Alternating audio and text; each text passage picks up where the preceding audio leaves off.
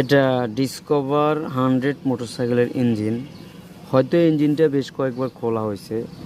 আমি এই গাড়িটি 65,000 টাকা দিয়ে কিনেছিলাম।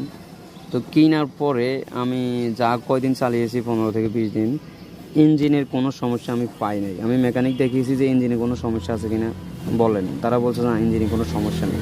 অনেকে মনে করেন ইঞ্জিন খোলা হইলে ইঞ্জিনটা ডিস্টার্ব, এই জন্য ইঞ্জিন খোলা হয়েছে। আসলে এই ধারণাটা ভুল।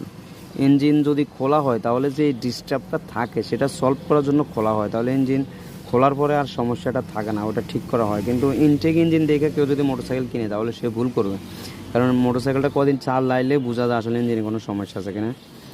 কিন্তু ইঞ্জিন ইনটেক থাকলেই যে ভিতরে সব ভালো আছে এমনটা না, কারণ সে যদি 3 বছর 4 বছর চালিয়ে থাকে তাহলে ইঞ্জিনের ভিতরে কিছু পার্টস ক্ষয় যেতে যেতে পারে, যার কারণে ইঞ্জিনের ডিস্টার্ব আজকে নাও থাকতে পারে, 2 দিন পরে হতেও পারে।